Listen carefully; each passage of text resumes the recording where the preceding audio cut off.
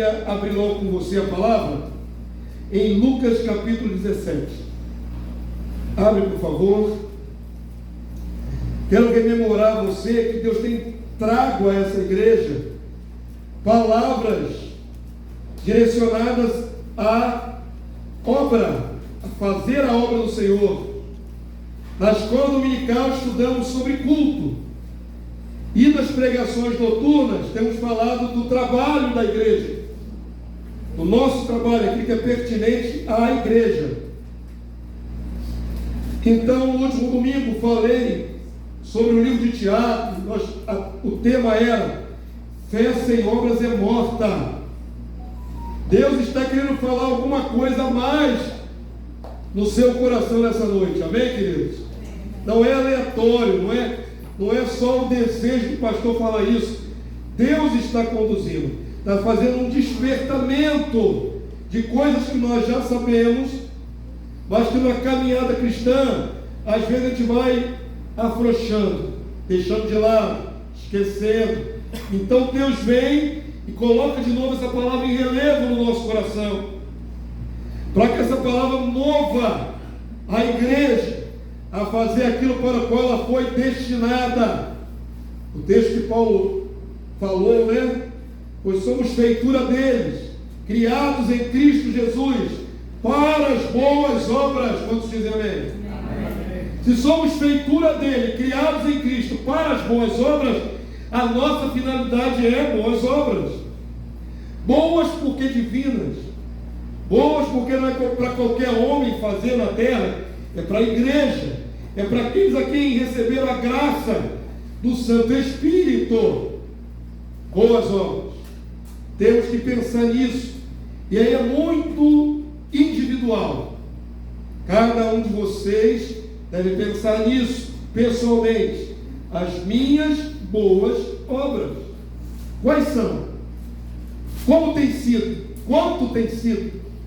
Você tem realizado as boas obras que o Senhor destinou para a tua vida, para você realizar?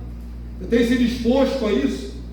Tem renunciado? A palavra de hoje foi renúncia desde o começo. Renunciado a si mesmo, seus prazeres, seu conforto, para gastar um pouco de si mesmo em prol do reino, em prol de Jesus, em prol dos necessitados. Deus tem falado nessa casa e vai continuar falando, eu creio. Amém? Então vamos lá. Hoje eu quero falar, o tema é este: o conceito do servo inútil. O conceito do servo inútil. Isso é muito interessante, esse texto, maravilhoso até. Lucas 17, 7 até o verso 10, texto de abertura, o texto-chave dessa mensagem. Gostaria que a igreja toda lesse com o pastor. Quando você lê, você ouve a sua própria voz falando a palavra, ela lhe entra nos ouvidos de volta, sai da sua boca e te impregna novamente. Então lê com o pastor em voz alta, Lucas 17, 7. Posso estar usando o texto? Amém? Vamos ler?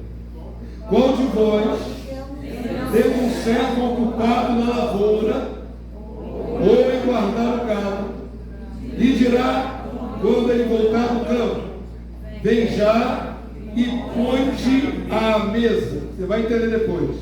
Verso 8, vamos lá? E que antes não lhe diga: prepare-me a ceia, cinge-te e serve-me, enquanto eu como e bebo. Depois comerás tu e beberás. Verso 9.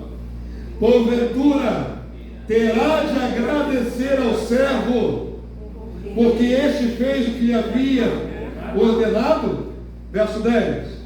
Agora é para a igreja. Assim também vós, depois de haver desfeito quanto vos foi ordenado, dizei: o que, igreja? Somos servos inúteis. Por quê? Porque fizemos apenas o que devíamos fazer. Diga de novo: somos servos inúteis porque fizemos apenas o que devíamos fazer, o que deveríamos fazer, o que é nosso dever fazer. Quantos entenderam? Essa palavra é muito pitoresca, né? Acho muito difícil pregar essa palavra em qualquer lugar. Nem aparece nas pregações da televisão, não é? Dos grandes pregadores, porque é uma exortação. Dentro desse contexto, se a pessoa não souber o que Jesus está dizendo, pode até se escandalizar do mestre. Não pode? Não está estranha essa palavra? Não parece estranha? Para você entender o contexto do que Jesus está falando, eu tenho que fazer algumas análises aqui em cima do texto e dar a vocês alguns subsídios. Por exemplo, aqui diz a palavra servo. A igreja está cansada de saber, porque eu sempre destaco isso. Já fiz pregações alguns anos atrás sobre isso. Servo em português é muito ameno. A palavra servo em português, na nossa cultura moderna, ela tem um peso.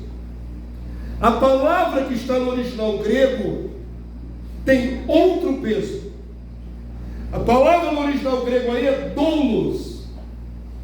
E a palavra doulos, ao pé da letra, deveria ser traduzido por escravo.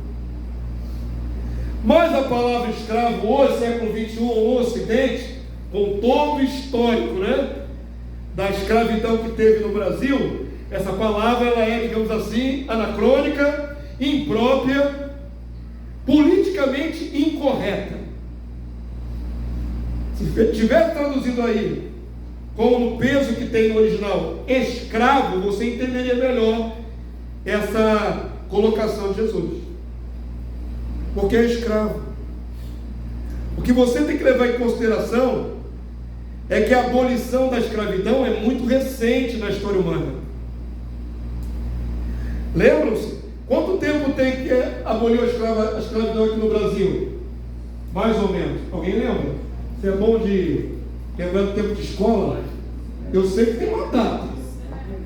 Quando é? Já tem uns 200 anos? Eu acho que tem menos. 1800 e um pouquinho.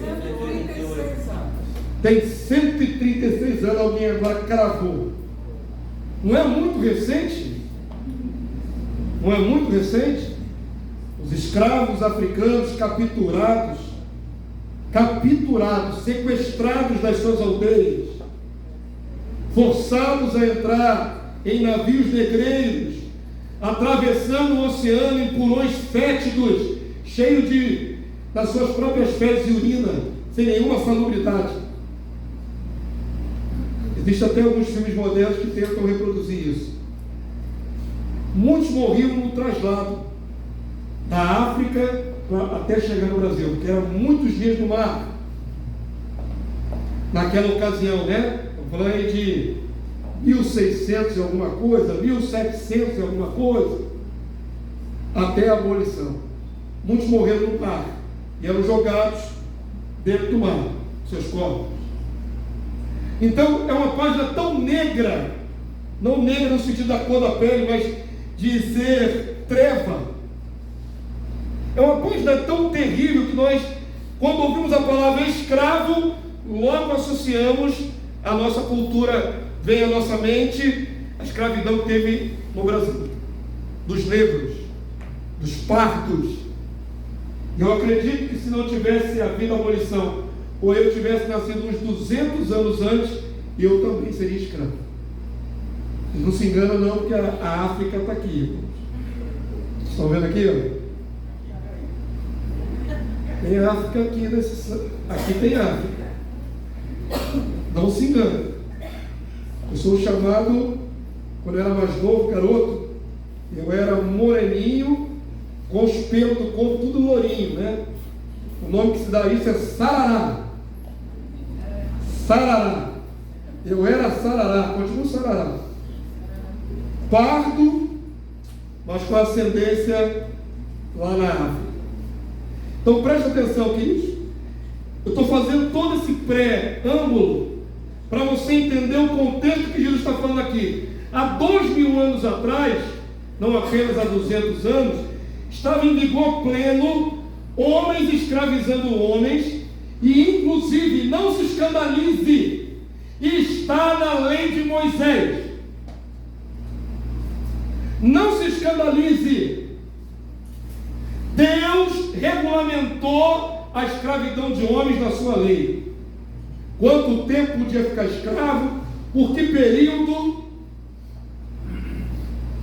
Judeus se tornaram escravos de outros judeus. E havia até um detalhe interessante, já que eu mencionei isso. Na época do jubileu, depois de 50 anos, todo escravo era libertado em Israel. Mas se o escravo gostou muito de ficar naquela família, ele se adaptou à família, criou a própria família junto com aquele patrão, que era muito bom, aquele senhor. Eu quero depois salientar a palavra senhor. Estou falando de escravidão e senhorio, ok? Estão entendendo? Mas se aquele escravo se habituou muito àquele ambiente, se afeiçoou ao seu dono, e ele está com brandura, com dignidade, o escravo, dentro da lei de Moisés, podia pedir para continuar escravo daquele senhor para sempre. E aí ele colocava aqui a orelha na soveira da porta, aqui ó, a beira da porta, e aí era colocado um brinco na orelha. Eu acho legal que a irmã Joelha de vez em quando tem as visões do pastor com brinco, né? Não é modernidade não, irmãos. Esse brinquinho que aparece espiritualmente na minha orelha é escravidão. E eu recebo isso com muita alegria. Eu tenho dono. Entenderam? Eu tenho dono. Graças a Deus eu tenho dono. Então preste atenção, queridos. A palavra domos no grego escravo, Jesus está mostrando um contexto em que há donos de escravo. O Senhor aí, a palavra Kyrios, era dono dos escravos. Todo mundo chegou aqui com pastor? Agora olha para o texto novamente, você vai entender. Sem esse pano de fundo histórico, você não ia entender isso aí. Com a tradução amenizando os termos, você não ia entender isso aí. Estamos falando aqui de um homem que tem escravos a seu serviço na lavoura. Como você entendeu? Olha para o texto agora, você vai compreender. Vamos lá? Vou ler novamente. Jesus está perguntando para os judeus que conhecem o esquema de dono de escravos e donos. Qual de vós, tendo um escravo, vou ler corretamente, ocupado na lavoura ou em guardar o gado? Então, está falando de alguém que tem escravo trabalhando. Ok, igreja?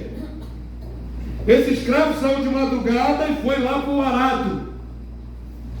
Saiu de madrugada. Agora está voltando na hora do almoço. Perceba o contexto que ele está ensinando aí. Estava lá ocupado na lavoura ou guardando gado, ou no campo guardando gado, ou no campo na lavoura, trabalhando desde cedo. E dirá quando ele voltar do campo. Que hora que ele está voltando? A hora da refeição. Então se ele saiu 4h30 da manhã, 5h30 da manhã, agora com o sol a pino, por volta de meio-dia, horário normal que todo mundo almoça, ele está voltando do campo, cansado, mas é escravo. E aí Jesus diz assim, quem não vai falar isso? Ó, vem já. Será que alguém vai falar isso? E põe-te à mesa. Olha o que Jesus está sugerindo.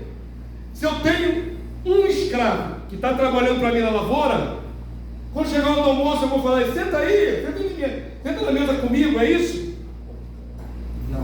Não, de jeito nenhum. O escravo não tinha essa regalia não, irmão. Comer na mesa com seu dono, com seu patrão, escravo é escravo, come a parte. Come outro cômodo, come na cozinha, come fora da casa. Pode estar entendendo até aqui? Jesus está propondo esse quadro, ok? Não é metáfora, ainda que ele está fazendo uma ilustração, mas não é uma metáfora para você achar sentidos espirituais aqui. Ele está falando do dia a dia do que acontecia naquela época, usando como figura. Então olha só, querido, ele não vai dizer para o escravo que está vindo da lavoura, senta agora na mesa e come comigo. Por quê? Verso 8. E que antes não lhe diga o que ele vai dizer de verdade, o dono do escravo. Prepara-me a ceia. Primeiro o escravo vai preparar a comida do seu senhor, mesmo que esteja trabalhando até de madrugada. Ele é escravo, é a obra dele, é o trabalho dele. Prepara a minha ceia, cinge-te e serve-me. A palavra-chave aí é serve-me. Enquanto eu como, bebo, depois comerá tu e beberás. Como manda o protocolo da época. Primeiro o dono da casa come, depois os escravos comem. Quantos entenderam de momento? É simples assim, irmãos. Parece tão estranho para nós esse contexto. Parece até assim degradante, né? É algo que não é gostoso de ver Jesus falando. Não é gostoso de ver Jesus mostrando isso, mas era a realidade da época. E aí, depois que o escravo serviu o seu senhor, ele serviu, ele pode comer e beber. Verso 9, aí vem uma chave de aplicação para a nossa vida. Presta atenção. E Jesus faz os judeus da época entenderem. Isso é a coisa mais natural do mundo. O escravo serve o dono. Ok? Aí Jesus faz uma indagação. Verso 9. Porventura terá de agradecer ao escravo, porque este fez o que lhe havia ordenado? É uma pergunta até retórica. Você acha que naquele contexto de escravidão e senhorio, o Senhor, depois que foi servido pelo escravo, vai dizer: muito obrigado pelo que você fez para mim? Não é a obrigação do escravo fazê-lo?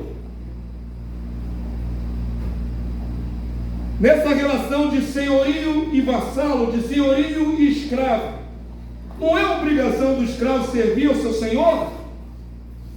O senhor tem que agradecer? Não. Quantos conseguiram chegar até aqui comigo no entendimento desse texto? Tão diferente, com um contexto tão assim difícil de palatar, né? de engolir. E aí Jesus termina a aplicação para os seus. Aí ele se volta para os seus.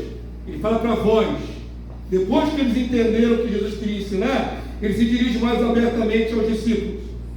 Assim, vós, discípulos de Jesus, depois de haver feito quanto vos foi ordenado, o Senhor já deu a ordem para você fazer as coisas? Beleza, você já entendeu qual é a vontade do seu Senhor? Já entendeu qual é o comando, qual é a ordem, qual é a diretiva? Muito bem, depois que você entendeu, você tem que dizer para si mesmo, presta atenção, né? Falar isso publicamente, é no seu interior, dizer: somos servos inúteis. Por que eu tenho que me considerar assim, dessa maneira, um servo inútil? Se eu acabei de fazer a vontade do meu Senhor, eu servi. Se você serviu, ainda deve cultivar dentro de você esse sentimento de ser servo inútil. Sabe por quê, irmão? Jesus conclui: porque fizemos apenas o que devíamos fazer, e fomos programados para fazer, e foi planejado que assim nós fizéssemos. Quantos entenderam? Quando você trabalha, vamos para o popular, quando você faz a obra do Senhor, quando você se imbui da obra do Senhor, não espere louvores e gratidões e agradecimentos públicos, palmas. O sentimento que você tem que ter depois de ter feito, realizado a obra do Senhor: eu não fiz mais do que a minha obrigação. Quantos entenderam? Está claro agora o contexto? Está claro o contexto? Então, para nós, fazer a obra do Senhor é apenas uma oportunidade, uma possibilidade ou uma obrigação? Obrigação. E depois de ter feito a obrigação, Você vai acumular galardão, vai ser contabilizado a teu favor. Mas não precisa de aplauso.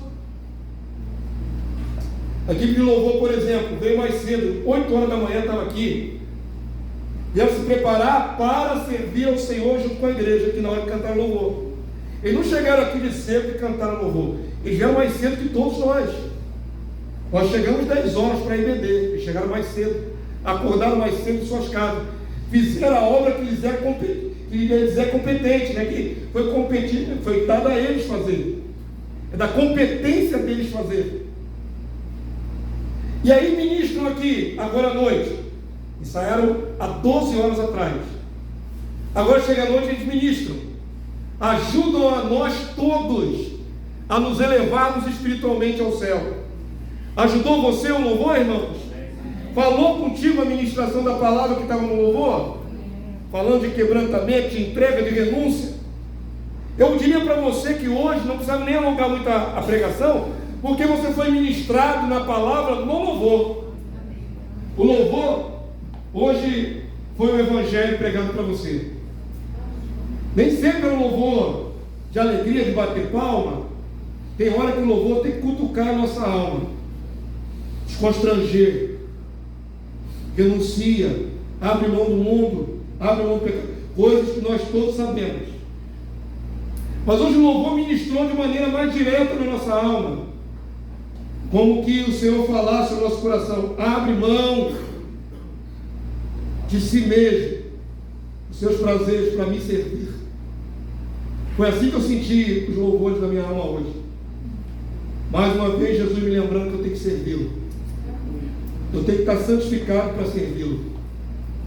Amém? Quantos entenderam?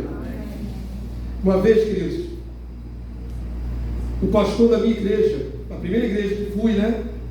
Depois de convertido, a Igreja Batista de Rocha Miranda, segunda Igreja Batista de Rocha Miranda, pastor Cirano Gomes, homem alto, era militar da Marinha. Ele era forte assim, igual o pastor Paulo.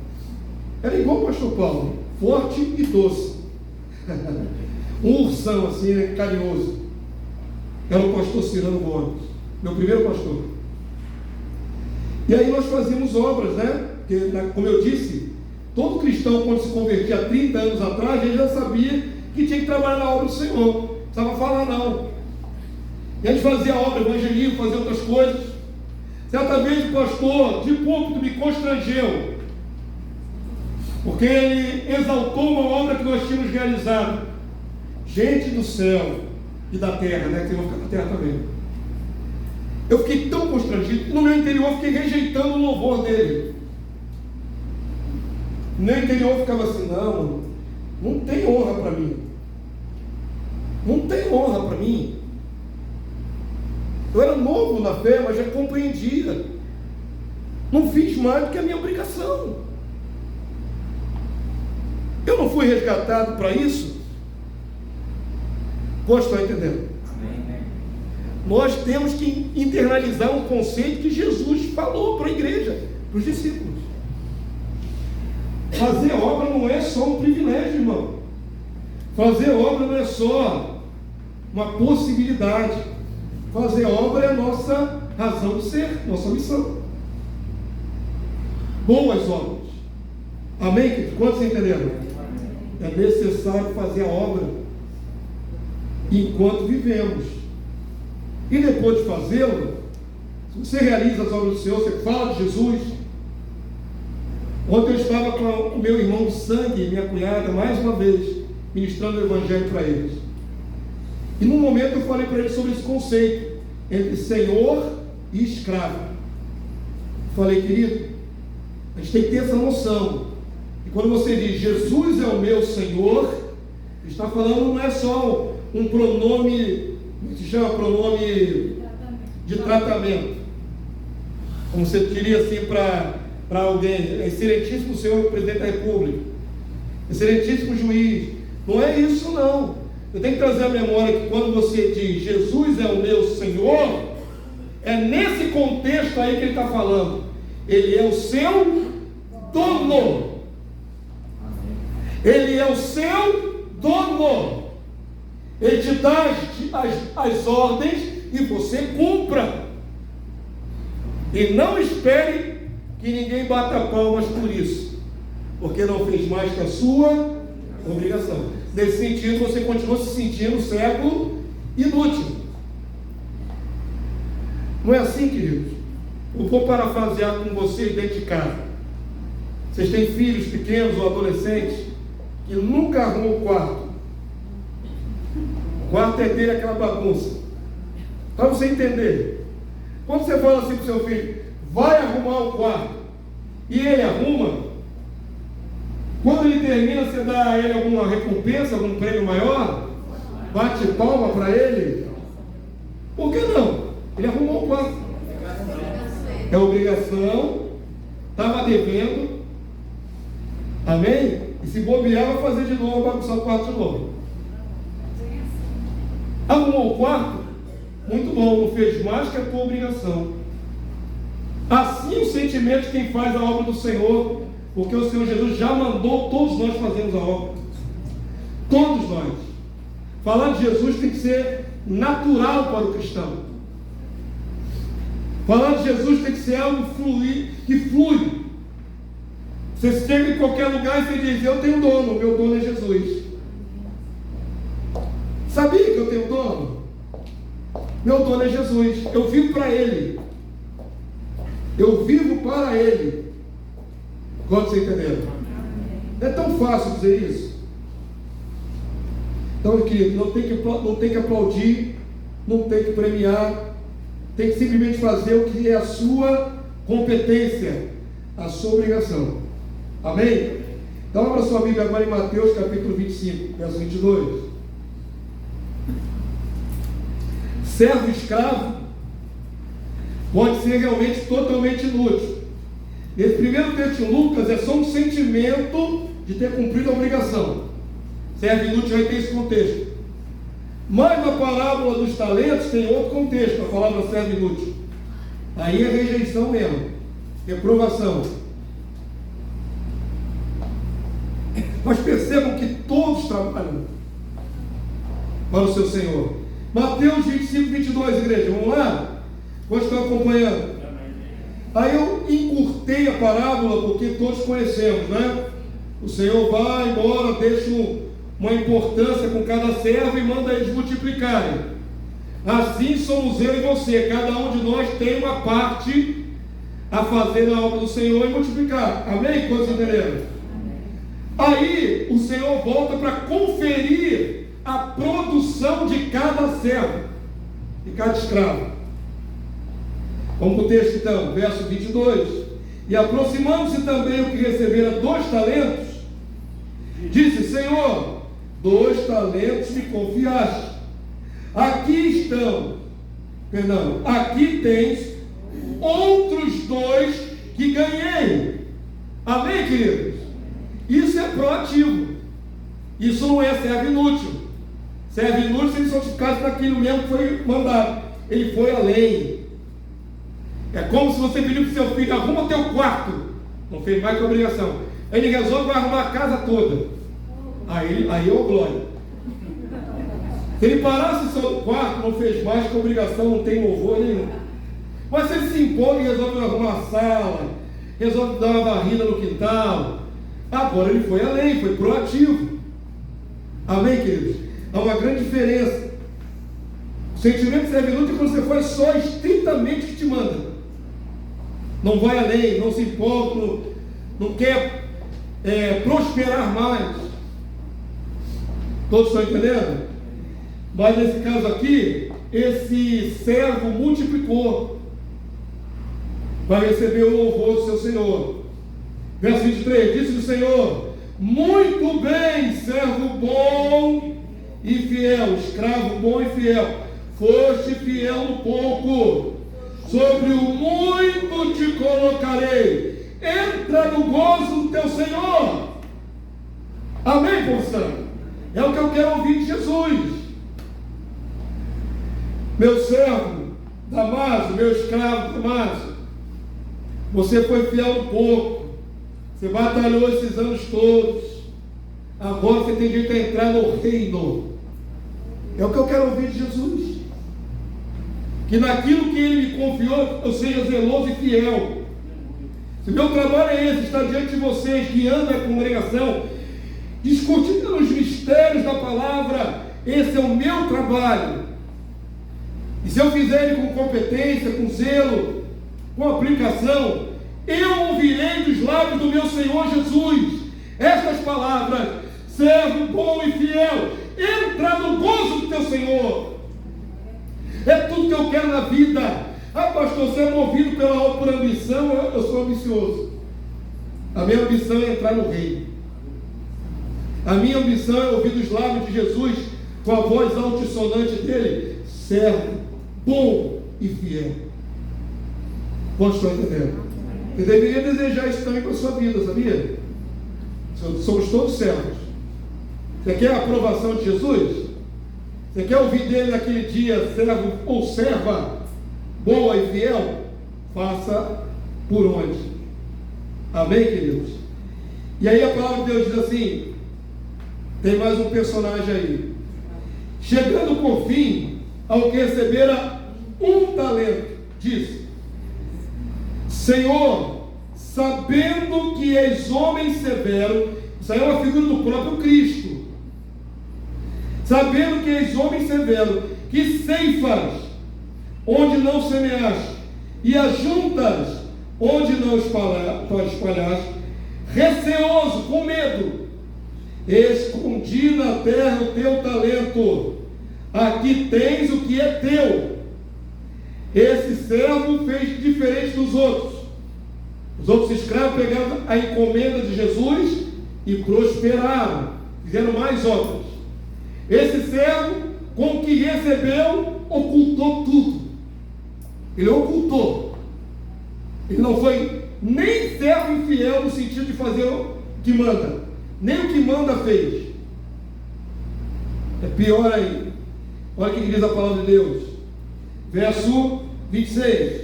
Respondeu-lhe, porém, o Senhor: servo mau e negligente. Sabias que ceifo onde não semeei e ajunto onde não espalhei. Cumpria, portanto, que entregasse o meu dinheiro aos banqueiros, e eu, ao voltar, receberia com juros o que é meu. O que Jesus nos dá é dele. Amém? Todo dom, todo talento, toda capacitação vem do Senhor para a nossa vida. Então o que você faz com tudo que o Senhor te deu? Prospera a obra. Quantos estão entendendo? Porque haverá prestação de contas com o Senhor, de cada um dos escravos, cada um no que granjeou, no que investiu, no que multiplicou. Amém, povo santo? E aí diz o texto assim, para concluir essa história, verso 28: tirai-lhe, pois, o talento e dai-o ao que tem 10. Olha que coisa incrível. Olha que coisa incrível. Aquele que operou bastante na obra do Senhor tem muito. Aquele que nada fez perdeu até o pouco que tinha. É a moral dessa história. Amém? E está falando aqui de relação Senhor-escravo. Tirai-lhe, pois, o talento e dai ao que tem 10. Verso 29, queria que você lesse mais alto. Vamos lá? Porque a todo que tem se lhe dará, e terá em abundância. Mas o que não tem, até o que tem lhe será tirado. E o servo inútil lançai fora nas trevas, ali haverá choro. Olha que destino terrível. A palavra é tão clara. Amém? Jovem Vitor, João Vitor, você deu testemunho ontem diante dos seus parentes que você é de Jesus. O teu Senhor tem algo para a tua vida, aonde você vai servir, aqui nessa casa ou em outra casa, mas ali Ele espera de você que você dê testemunho.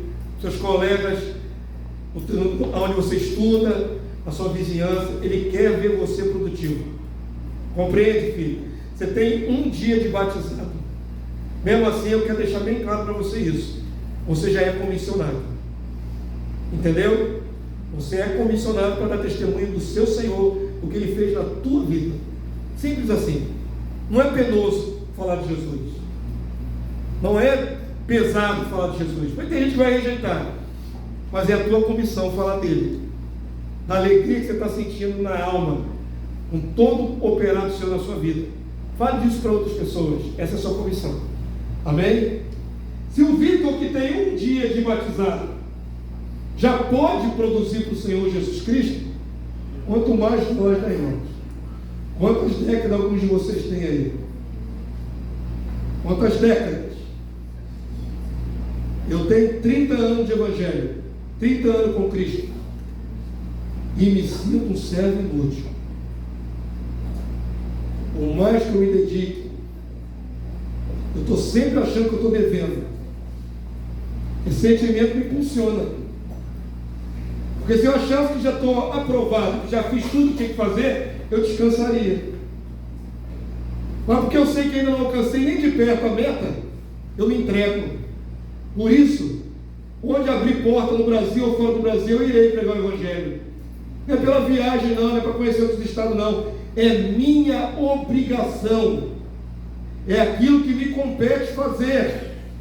Quantos estão entendendo? Queridos, já é tempo. Eu diria até que já passou do tempo de nós darmos frutos. Não é à toa que Deus vem falando no nosso coração sobre isso, nessa casa. Está na hora, queridos, de arregaçar as mangas e trabalhar. Dar testemunho de Jesus. Fazer obra. Apoiar as obras que já existem. Às vezes você fica paralisado sem fazer nada. Meu Deus, o pastor vive falando que eu tenho que fazer obra. O que eu vou fazer? Aí eu falo aqui, irmãos, toda segunda-feira tem gente indo lá para o Marechal abençoar a morada de rua. Você não tem oportunidade de trabalhar? Irmãos, tem as reuniões de economia nas casas. Lá você deve chamar os vizinhos e dar testemunho para os vizinhos. Você não tem uma porta onde fortalecer uma obra? Tem inúmeras possibilidades. Observe. Você quer servir ao Senhor? Você precisa servir ao Senhor. Porque como todos nós estamos naquela palavra, todos nós seremos avaliados nas nossas obras. Então procura um lugar onde você se adequa na obra do Senhor, ou algo que você possa fazer. Amém, povo santo? Só não pode ficar que nem esse aqui, de braço cruzado. Você não produz nada, perde tudo. Não produz nada, você não quer servir de maneira nenhuma. É muito perigoso isso.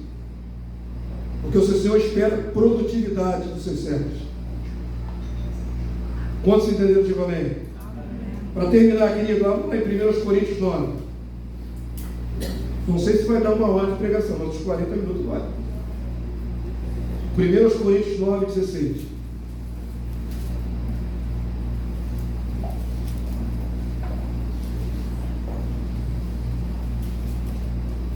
É o tempo, igreja. É o tempo de falar em todas as oportunidades que você tiver. É o tempo de tirar a poeira da sua Bíblia e abri-la onde você puder e compartilhar o Evangelho com outras pessoas. É o tempo de você caçar galardão. Sabe, caçadores de galardão? Aqui na igreja tem alguns caçadores de galardão. Tem gente que trabalha com muita força para fazer a vontade do Senhor, muita força. Glorifico a Deus por todos vocês. Nós temos aqui que são caçadores de galardão. Tem um varão aqui, e quando pinta gente nova na igreja, ele logo cola em cima. Naquela mesma semana que a pessoa pintou aqui na igreja, já está marcando na casa dela já. Para ir fazer uma visita, para levar o Evangelho. Não é? Tem varão aqui que faz a mesma coisa. Pintou alguém novo aqui na casa, cola logo no novinho. Carne fresca. Não é? Gente nova, maravilha, é com ele que eu vou ganhar galardão. Aí já cola logo, já pega o zap e na mesma semana já marca a reunião. Caçadores de galardão, muito bom. Incentivo. Tem gente que não liga, mas esses são maravilhosos. Tomara Deus multiplique muitos caçadores de galardão aqui. Oh meu Deus, nós precisamos fazer aumentar nosso número de adolescentes. Adolescentes convidem outros adolescentes para as reuniões. É simples assim. Vamos fazer prosperar a obra. Mulheres, chame outras mulheres para os cultos da tua casa, na igreja. Homens, chame outros homens para a igreja. Chame famílias. O que falta? Que estão esperando o quê? Qual é a liberação que vocês esperam? A ordem já foi dada. Amém? Olha como é que Paulo tinha esse sentimento também. Encerra um minuto. 1 Coríntios 9,16. E o verso 17, 18, 19. E com ele eu encerro a mensagem de hoje. Você já entendeu? É impossível você não ter entendido. Vamos lá, querido, vamos ler? Se anuncio o Evangelho, não tenho do que me gloriar, pois sobre mim pesa essa obrigação. Diga assim, sobre mim pesa essa obrigação. Pesa sobre mim, pastor, somente? Diga assim, sobre mim, eu. Sobre a minha pessoa pesa a obrigação de falar de Jesus, pregar o Evangelho. E aí continua, vamos lá? Porque o que, irmãos? Paulo fala: ai de mim, se não pregar o Evangelho. Se o faço de livre vontade, tenho galardão. Amém, caçadores de galardão? Faça, querido, se empenha, corre atrás. A tua posição no reino depende disso, sabia disso? Quem menos fizer vai ser pequenininho no reino. Quem mais se dedicar ao Senhor vai ser honrado com dimensões maiores do reino, dignidade maior no reino. Isso deveria incentivar você a se dar mais. Eu sou movido por ambição, querido. A minha ambição nunca foi por dinheiro. Se fosse por dinheiro, talvez nem estivesse aqui pregando diante de vocês. A minha ambição é o crescimento da obra do Senhor. Eu tenho ambição. Eu quero ver a obra se expandindo. Eu quero mais cabeças iluminadas. Eu quero mais gente com o Evangelho do Reino no coração. Eu quero mais gente aqui na Redondeza, no Brasil, no mundo. Eu tenho a missão de estar diante de uma multidão, de estar diante de um estádio de futebol com mais de 100 mil pessoas e eu lá pregando o Evangelho, não para a minha honra e para a minha glória, para que mais pessoas sejam edificadas na fé. Você tem que ter alvos espirituais, não é possível correr a carreira ano após ano e não ter um alvo. Não é possível que você não tenha um empreendimento, um planejamento para a sua vida, para ganhar alguém para Jesus, uma família para Jesus. Tem ambição por almas. Como estou entendendo? A ambição é por almas. O campo já está branco, já branqueja. Falta trabalhadores. Amém, Gonçalo? Paulo diz: ai de mim se não pregar o Evangelho. Se eu faço de livre vontade, porque eu quero fazer a obra, amém? Tenho galardão, vou ter recompensa. Mas o que, igreja? Se constrangido. Tem duas maneiras de você fazer a obra do Senhor: de boa vontade ou constrangido. Um dos dois. De boa vontade você já entendeu que tem que produzir para o Senhor Jesus e você cai dentro. Constrangido é quando você tem que ser exortado para isso. Infelizmente, de vez em quando a gente tem que exortar você, botar fogo no seu pé para você caminhar. Não é fogo no pé do pentecostal, não. Tem que dar um empurrão. Vai, irmão, em nome de Jesus, trabalha para Jesus. Vai, irmão, abre a boca. Vai, irmão, prega. Dá testemunho do que o Senhor fez na sua vida. Traga alguém para ouvir a palavra. De vez em quando eu te obrigava a constranger. Ou de boa vontade, ou com constrangimento, você tem que fazer a obra. Das duas maneiras. Olha o que está escrito aí, Paulo falou. Se constrangido, é então o que, igreja? Diga, por favor, lê, estamos terminando. É o que, igreja?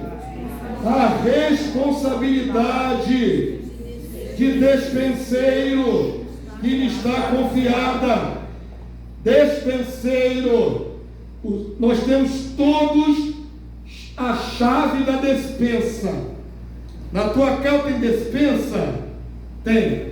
O armário que você guarda a comida. Você não tem um armário específico para colocar comida? Armazenar comida? Ali é a sua despensa. Lá está o feijão, o arroz, a lata de óleo. Ali é a sua despensa. Imagina uma despensa que tem chave. O Senhor já nos deu a chave da despensa dos seus mistérios. Ele já abriu para nós os seus mais preciosos mistérios. Nós temos muita coisa da parte do Senhor. Quantos podem dizer amém? Amém. Você tem conhecimento da parte do Senhor? Amém. Muito ou pouco? Muito ou pouco? Muito. Então você também tem acesso à despensa de Deus e pode servir. Quem vier para receber os mistérios de Deus, você abre a boca e serve. Eu tenho para dar, eu recebi, eu tenho a chave da despensa. Então, se eu não fizer por causa da minha consciência de boa, eu vou fazer no mínimo pelo dever. Pelo dever. Como diz aqui, a responsabilidade que está sobre mim de entregar o que o Senhor me mandou passar adiante. Pode entender? Pastor, de vocês tem o dom. O meu dom é esse. De fazer aquela palavra que está meio obscura se tornar muito clara no seu coração. A minha capacidade é essa. De pegar contextos que parecem às vezes incoerentes e transformá-los em textos muito claros e aplicativos para a nossa vida. Amém, professor? Você entendeu a palavra de hoje? O meu trabalho foi bem feito? Quero honra não, nem galardão não. Eu quero feedback. Você entendeu que você é servo, tem dono, e o teu dono espera produtividade na seara? A seara de almas. Tem tanta alma esperando por você, irmão. Tem tanta gente esperando por você. Tem tanta família esperando por você. Tem tanta criança esperando por você. Tem tanto adolescente desregrado, drogado, perdido, esperando por um de nós. Amém, professor? Compreenda a sua missão, como ela nos é imposta pelo Senhor. Faça por amor, mas faça também por obrigação, por dever. É o que Paulo está falando aqui. E ele fala assim, é pela responsabilidade de dispenseiro que me está confiada. E ele conclui no verso 18, 19, vamos lá? Nesse caso o quê? Para tornar bem claro. Na hora que você atua por dever, pela responsabilidade. E primeiro separou o caso quando ele faz de boa. E agora ele está especificando aqui quando ele faz obrigado, porque ele sabe que tem para dar do Senhor. E é responsabilidade dele dar. Nesse caso, qual é o meu galardão? É que evangelizando, propunha de graça o Evangelho, para não me valer do direito que ele me dá. Aí ele conclui no verso 19, que toda a igreja lê, vamos lá? Porque sendo livre de todos, fiz-me escravo de todos, a fim de ganhar o maior número possível. Amém, igreja? Agora a palavra aí não é servo, que em português dá a ideia de serviçal, empregado. Paulo diz com todas as letras: eu sou livre em Cristo, mas eu, por amor às almas e por amor ao meu Senhor, eu me faço escravo de todos. Eu estou disposto a gastar minha vida por todos, para levar a eles o Evangelho. Eu me rebaixo, eu passo fome, eu passo necessidade, eu fico na chuva, eu passo o que tiver que passar, para ser cooperador com o meu Cristo da sua obra. Como vocês entenderam? Fica de pé nessa hora, você já entendeu o recado de Deus.